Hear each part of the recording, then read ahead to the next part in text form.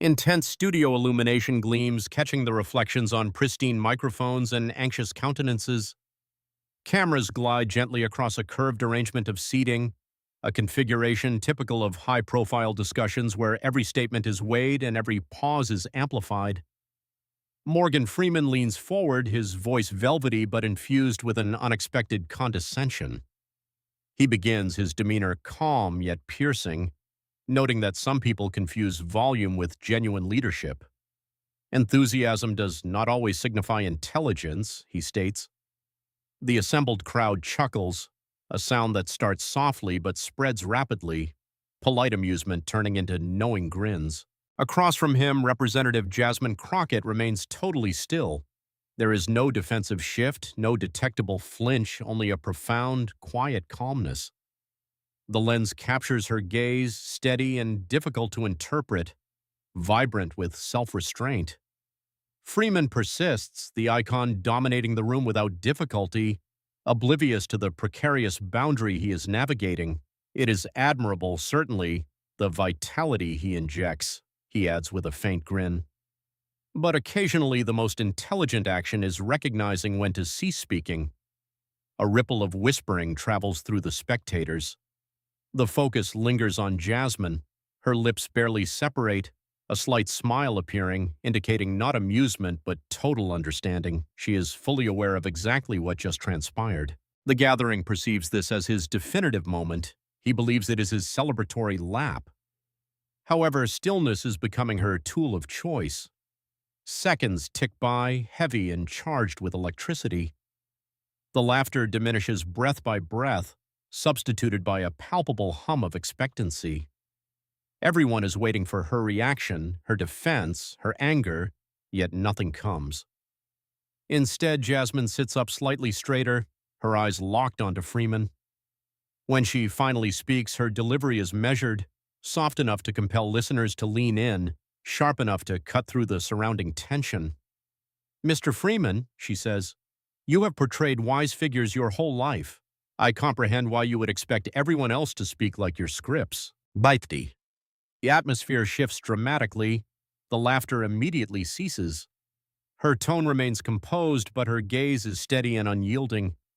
It is a look that reminds everyone present she isn't performing a role. She is living reality. Freeman blinks quickly, taken by surprise. No one in the audience stirs. The silence feels infinite. Then she leans forward just a fraction, the smallest smile returning. This is because the exact moment she spoke, the laughter ended. Even Morgan Freeman failed to see it coming. Morgan Freeman is not merely another guest on a panel. He is a veritable institution, a voice carrying immense gravitas, a living symbol of wisdom. Multiple generations have grown up hearing his distinct narration frame historical events, redemption, and humanity itself. When he talks, people pay attention. When he critiques, they nod in agreement. His words bear the significant weight of experience, and his tranquil delivery frequently feels akin to absolute gospel. That is precise element that renders his sharp remark at Jasmine Crockett so impactful. It is not simply a personal insult. It is cultural authority challenging an emerging truth. To the audience observing, this is not merely about a difference of opinion, it is highly symbolic. A towering Hollywood icon, refined, measured, and deeply venerated, sits opposite a young congresswoman who has established herself by being unapologetically vocal. One represents established prestige, while the other embodies the voice of a novel America, diverse, direct, and unfiltered. Jasmine Crockett's name did not rise quietly, born from passionate floor speeches and viral clips of her defending justice and fairness. She has transformed into a focal point for differing opinions. Admirers perceive brilliance, passion, and courage. Critics label her loud, combative, and too bold for the political sphere. Every time she speaks, she navigates the thin line between validation and vilification. That is the precarious tightrope that so many women, particularly women of color, are compelled to navigate.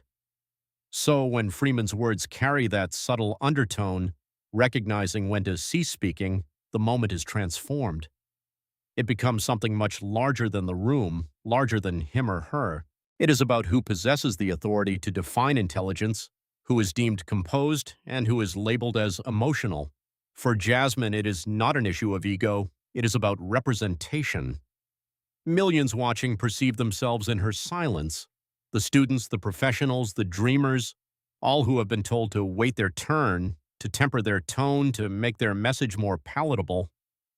Her stillness is not hesitation, it is careful calculation. She is weighing not merely her words, but the enduring legacy of them.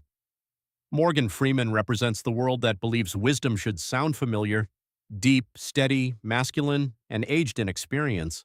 Jasmine embodies the one that insists wisdom also originates from those who are rising, from those who are fighting, from those who are never handed the microphone but are seizing it anyway.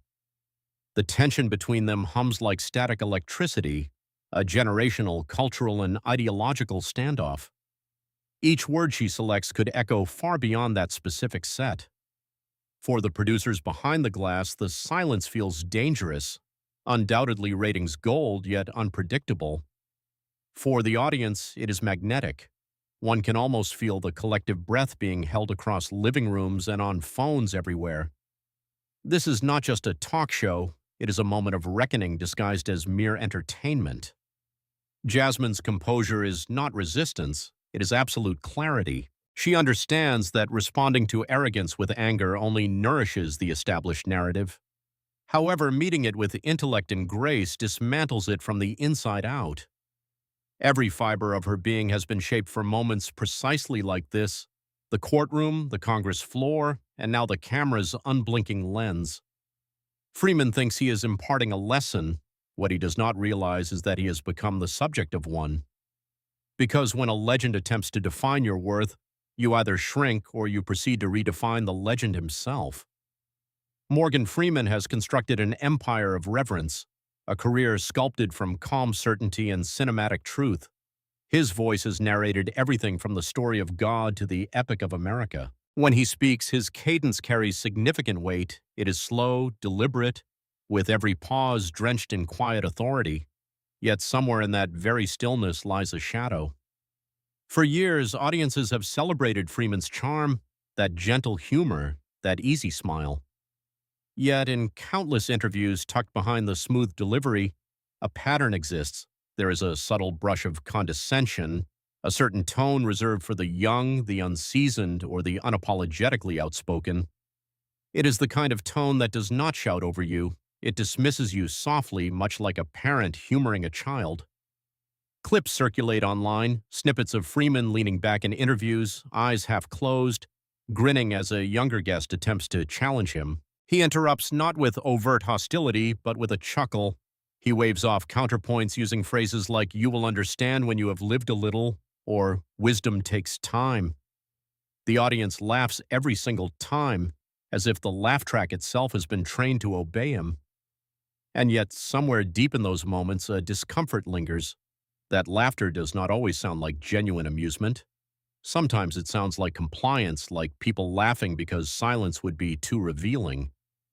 In one potential montage, you would see it clearly. Freeman is on a podcast, gently correcting a journalist in mid-sentence, while the crowd titters politely. Freeman is at a film panel calling a young activist too passionate for her own good. Freeman is on a red carpet Q&A where he dismisses a female host's serious question with a grin, telling her, "Now don't overthink it, sweetheart." The audience laughs again, always the same rhythm: humor, dominance, applause. Social media, however, tells a totally different story. Clips are dissected, captions are added, and voices rise in intense debate. Some defend him fiercely, arguing he is old school and has earned it.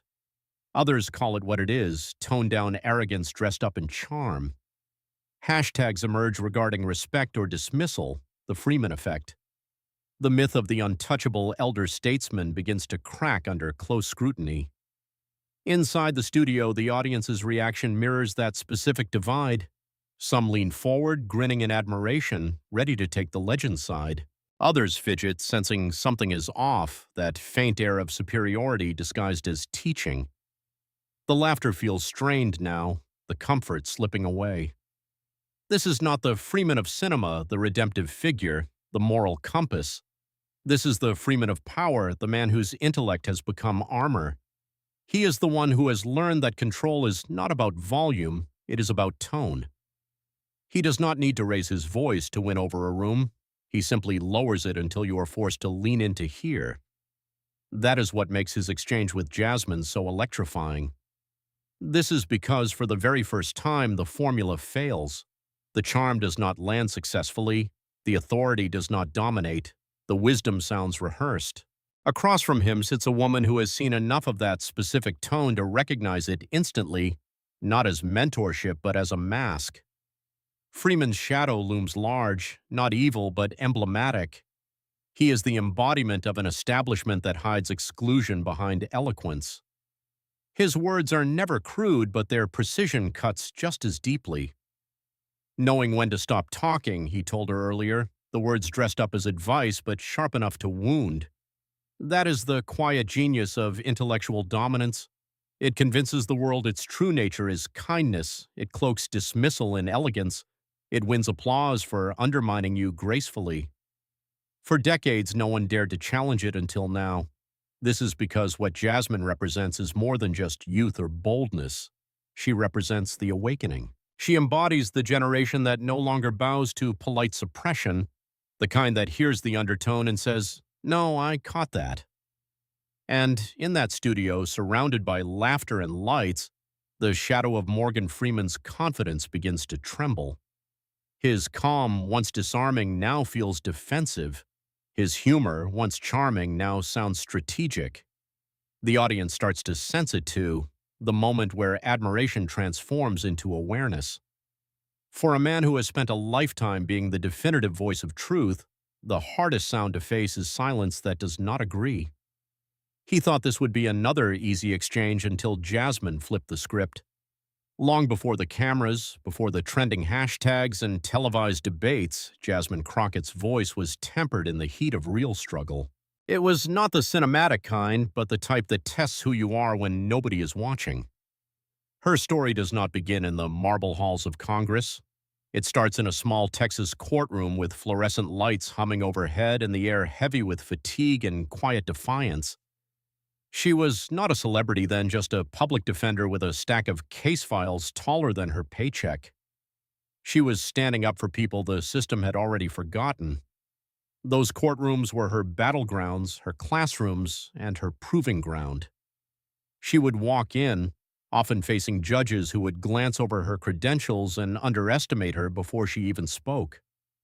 Opposing attorneys with twice her age and twice her connections smiled politely until she dismantled their arguments piece by piece. The first time she heard someone mutter, "too emotional for law," she did not offer a verbal argument, she just won the case. There were nights she would stay in her office long after the cleaners had gone home, case files scattered with a single lamp glowing over her notes. She was not chasing applause, she was chasing fairness. It is the kind that does not come easy, especially for a black woman in the justice system. It is the kind that demands more than brilliance. It demands persistence, composure, and the courage to walk into rooms that were never designed to welcome you. Her rise was not meteoric. It was earned inch by inch through long hearings, hostile cross-examinations, and the quiet victories no one bothered to record. Local activists began to take notice, as did the people whose lives she changed, single mothers wrongfully accused, teens, veterans lost in bureaucracy. They started showing up to her rallies when she ran for office. They came not because she promised miracles, but because she listened. Then came the media, the intense scrutiny, and the labels, fiery, aggressive, unpolished. These were the words that have long been code for being too unapologetic. They tried to box her in, reducing her power to mere tone, her conviction to temperament. But Jasmine had already learned a critical lesson. If you let the world define your story, it will write you out of it. So she redefined it. She turned every attack into an argument for authenticity and every mischaracterization into a moment of clarity. When reporters asked if she worried about being too bold for Congress, she smiled and responded, "Justice does not come to those who whisper." Her journey to Capitol Hill was anything but smooth. She faced opponents who doubted her intellect, donors who second-guessed her viability, and commentators who could not decide whether to dismiss her or fear her. But she kept showing up to every community event, every policy meeting, and every town hall. She showed up with presence, with poise, and with that same calm fire that once won her courtroom battles. Her strength was not found in volume, but in velocity. She spoke truths that traveled farther than mere outrage, words that cut through noise because they were rooted in clarity, not chaos. In Congress, her voice grew sharper and more deliberate. She became a defender not just of policy, but of principle. When others dodged controversy, she confronted it head-on. She talked about racial inequities, voter suppression, and gender bias, topics that made people uncomfortable but were necessary. Discomfort has always been her native language. Behind the scenes, however, her power was derived from empathy. Staffers remember how she would stop midday to check in on interns. Constituents recall her late-night calls after town meetings, ensuring a single mother had access to housing assistance or a veteran received the medical records he needed. She believed politics was not performance, it was service. And service was not a slogan, it was sacrifice. Her internal philosophy was simple but unshakable. Do not fight to be heard, speak so truth echoes by itself. It is why she never shouts in interviews and why she does not match aggression with aggression. She knows that calmness unnerves arrogance. She knows that silence, when purposeful, possesses the weight of thunder. Her composure became her armor, her clarity her weapon. While others strategized around poles and optics, Jasmine moved with moral gravity. You could sense it in her presence, not the superficial charisma of celebrity, but the deep conviction of someone who has had to prove herself every single day. By the time she stepped into that studio with Morgan Freeman, she was not walking into an ambush. She was walking into a moment she had been preparing for her whole life. The difference between the courtroom and the camera was not intimidation, but illumination. This time, the audience was not 12 jurors. It was millions watching to see if calm truth could still triumph in an era addicted to spectacle. And she knew exactly what was at stake. Because this was not about her pride. It was about representation. She was representing every woman told to lower her tone, for every voice that had been laughed off the stage of public discourse.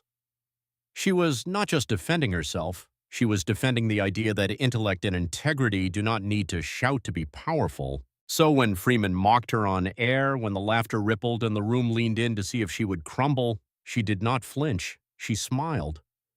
Morgan Freeman leans forward, his voice rich and deliberate, the kind of tone that has narrated documentaries, defined dignity, and commanded rooms for decades. He is not raising his voice. He does not have to.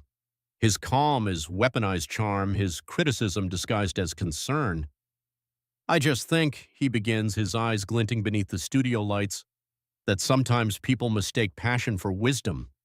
You can shout about justice all day long, but shouting does not build understanding. The audience chuckles softly, unsure whether to applaud or remain cautious. It sounds reasonable.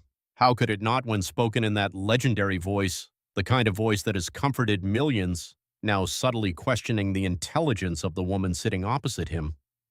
Jasmine does not blink. She tilts her head slightly as if examining not the insult, but the intention behind it. Freeman continues, sensing approval in the air.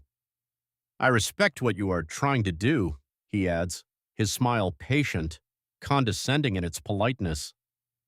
But the real problem is everyone wants to play hero these days. Politics, activism, Hollywood. Everyone thinks their opinion is gospel. There is laughter again, but it is nervous now because even as he speaks, Jasmine's silence stretches longer than comfort allows. The camera pans, her eyes are steady, her breathing is even. She waits until the laughter fades, until every murmur in the studio dissolves into quiet curiosity. Then she leans forward just slightly, her voice calm yet electric.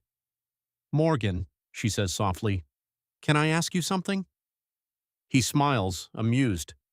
Of course. Her tone remains steady, neither defensive nor deferential. You have spent your life telling stories about justice, about truth, about humanity, but when was the last time you listened to someone who did not already have a stage? The question lands like a tremor. He hesitates, searching for the rhythm that once made every word he spoke sound like scripture. But the room has changed. The laughter has evaporated. The smiles have frozen. Jasmine continues, her words deliberate, each one measured like a scalpel. Because it is easy to talk about humanity when the world already calls you wise. It is harder when you have to prove your humanity just to be heard. The panel shifts uncomfortably. One of the hosts glances toward the control booth. Even the crew seems to realize the tone of the conversation has changed. Freeman tries to recover, his chuckle thin now. I am just saying. But Jasmine does not let him, not by interruption but by sheer presence. Her gaze holds him in place and she speaks again, softer this time. I understand what you are saying about passion, but passion built this country. It is what made people march, organize, vote, and speak, even when they were told to be quiet. Passion, she pauses, eyes narrowing just slightly, is not noise, it is courage.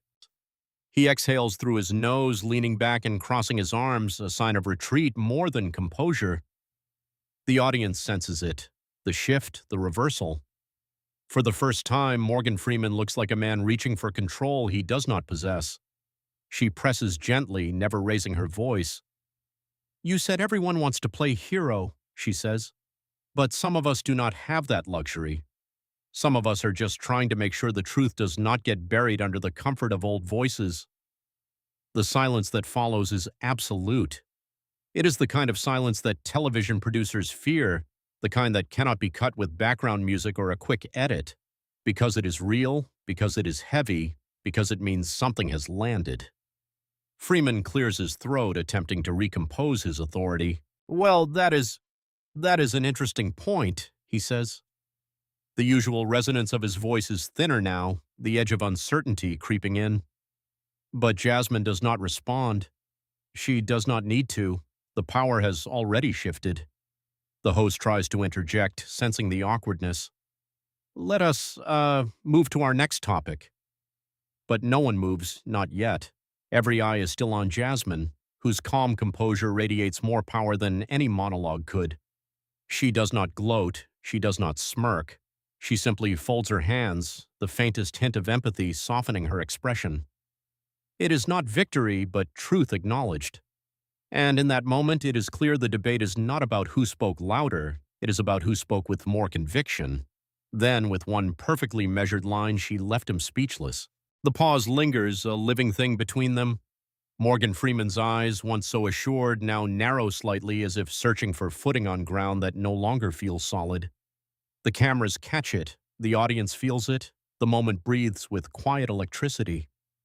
Jasmine Crockett does not rush, she is deliberate, her voice calm yet cutting with precision. You know, she begins, it is interesting how quickly passion gets called anger when it comes from people like me.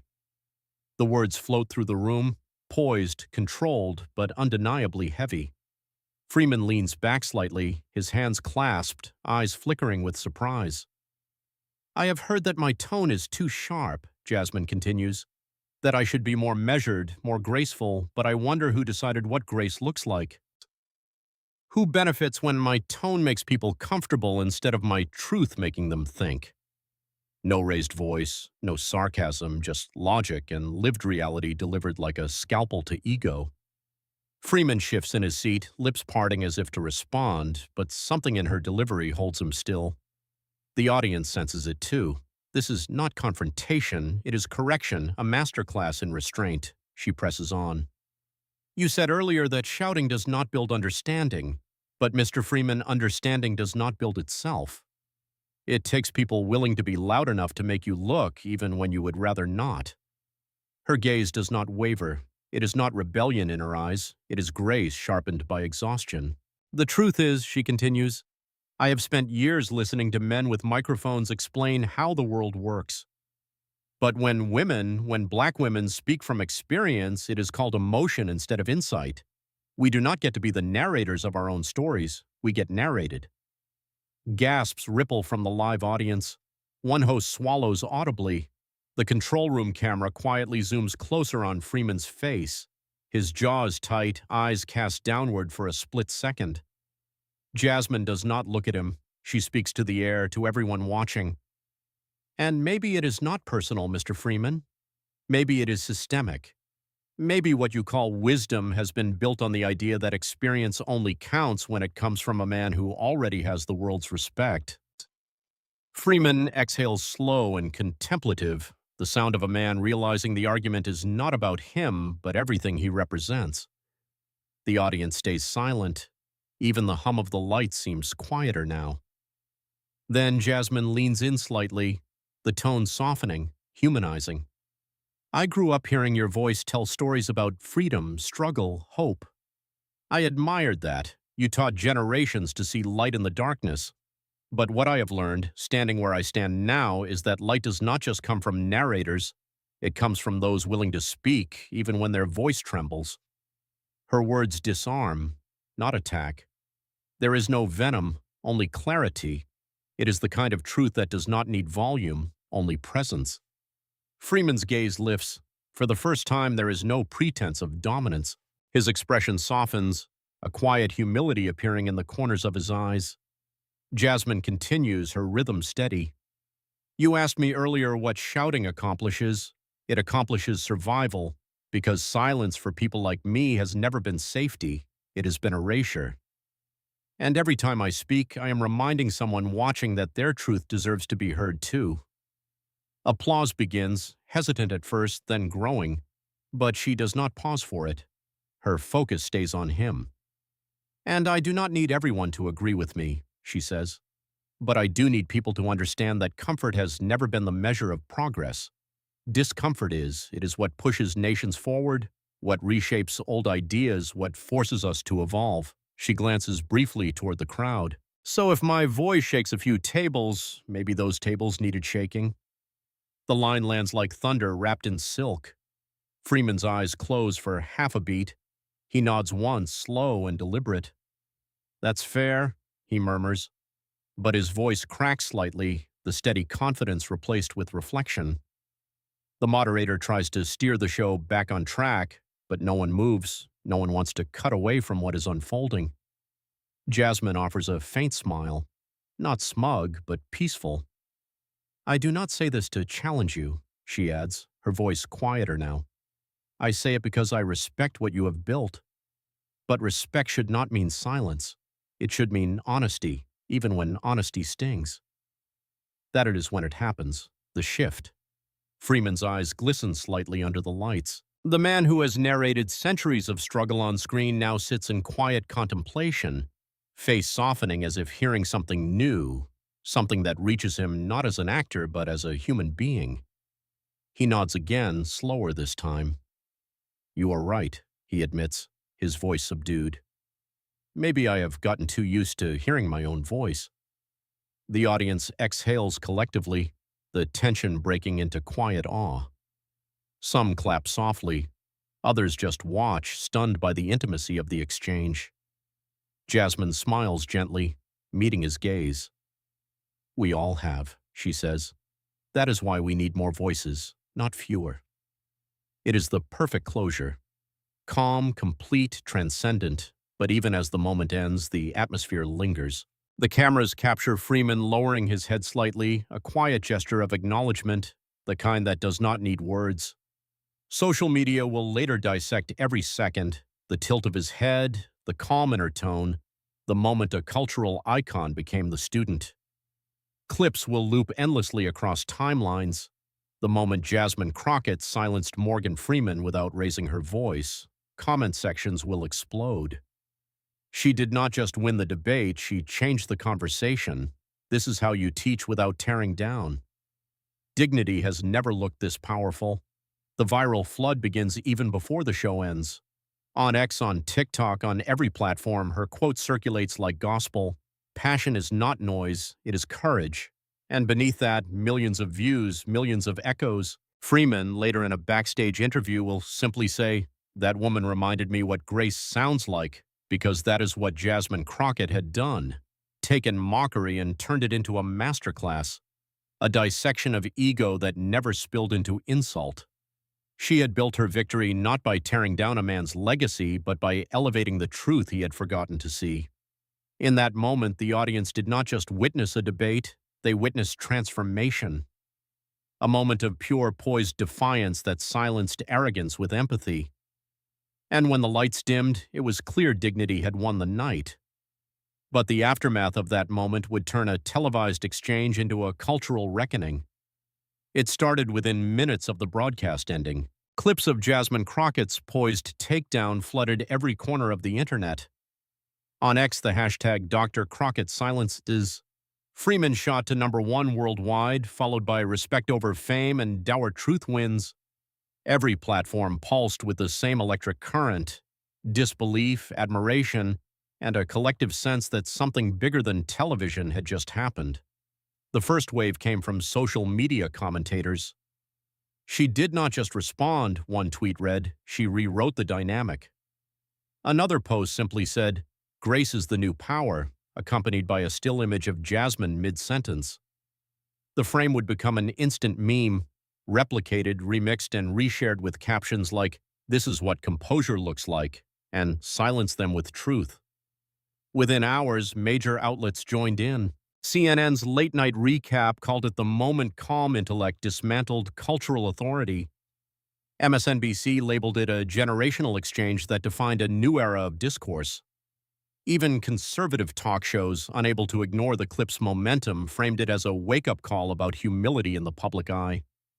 Then came the late-night hosts, each spinning the exchange into something cultural, not just political.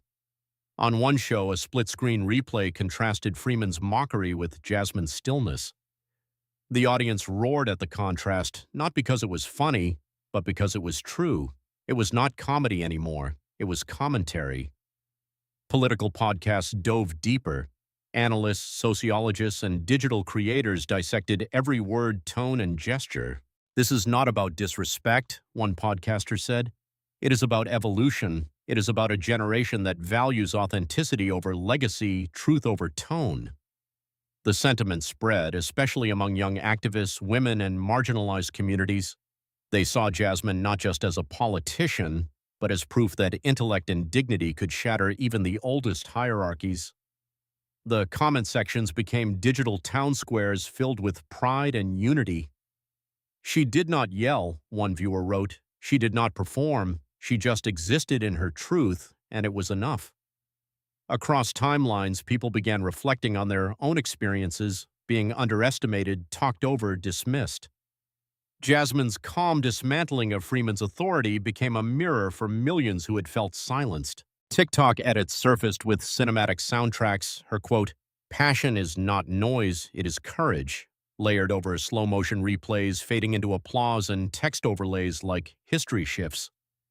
Quietly, news anchors called it a lesson in the art of response. Influencers called it the modern definition of leadership. But not everyone was celebrating. In certain corners of the establishment, the moment stirred discomfort. Editorials surfaced questioning whether she had been too assertive or too philosophical for a political figure. Yet even those critiques fell flat. Every attempt to reframe her grace as aggression only amplified her authenticity. And Freeman's response? Silence at first, then days later a statement through his publicist, humble and reflective. "Congresswoman Crockett spoke truth with honor," it read. "We should all learn from that." It was short but sincere, and just like that, the story shifted again. From conflict to reflection, from ego to understanding.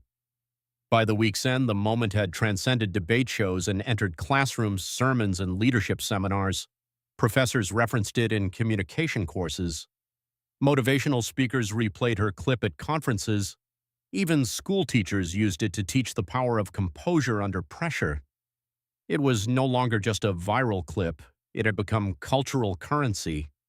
Memes turned into messages, posts turned into movements. Through it all, Jasmine stayed silent. There were no follow-up interviews, no self-congratulations, just a simple message posted to her social account. Respect is not demanded, it is demonstrated.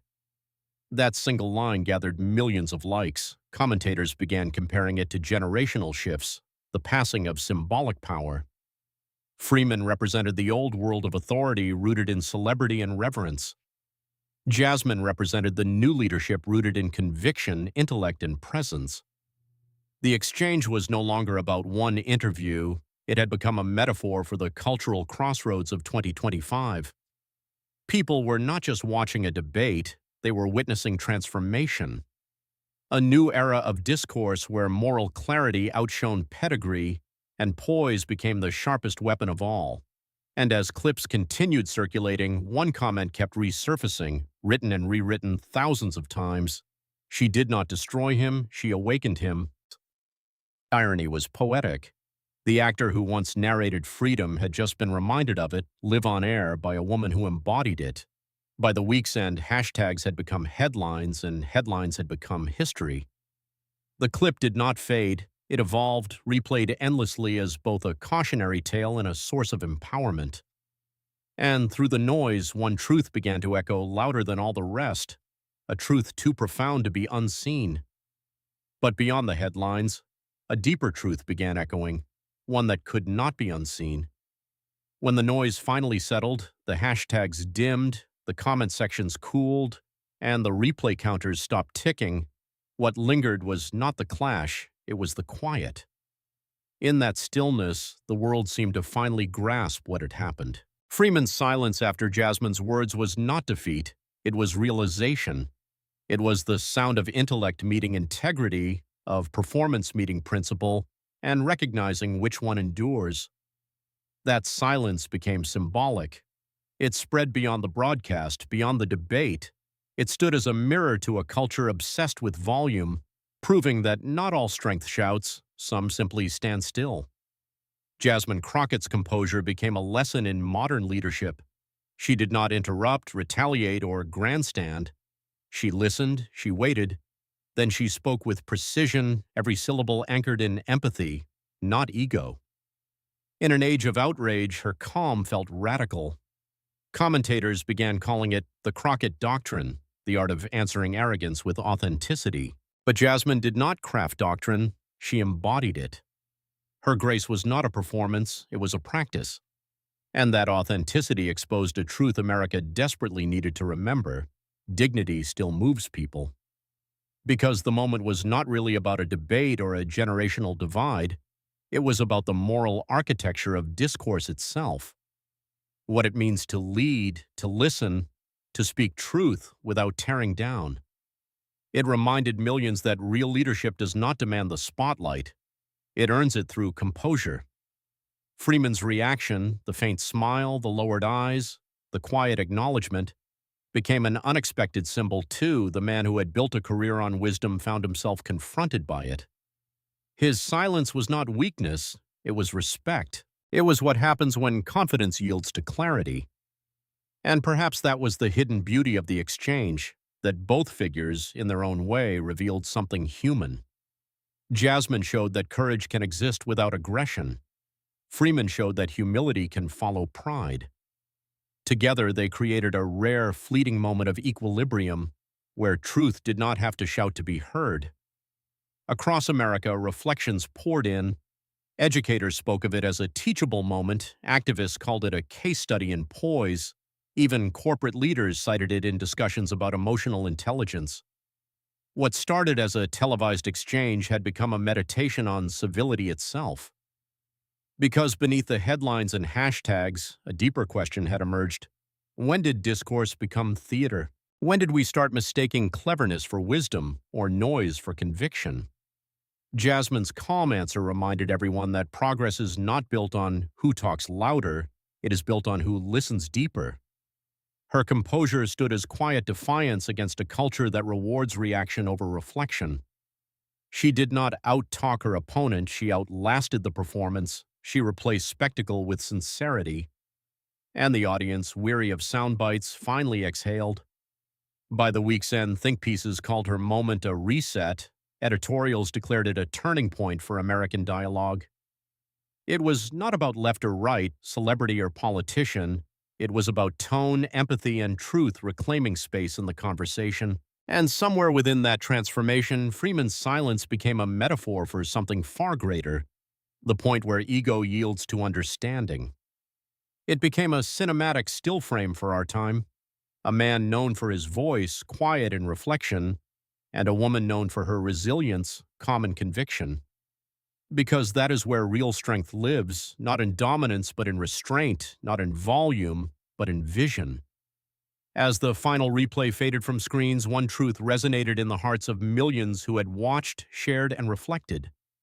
Integrity outlasts charisma, principles outshine performance, and truth, when spoken with calm certainty, has no equal. Because sometimes silence is not weakness, it is the sound of truth being heard. The replay begins one last time. That defining instant when Jasmine Crockett delivers the line that silences the room. The camera captures it in slow motion, her steady gaze, her calm tone, her truth landing heavier than any insult could. And there it is, Morgan Freeman speechless, a legend without words. Real power does not roar, it resonates.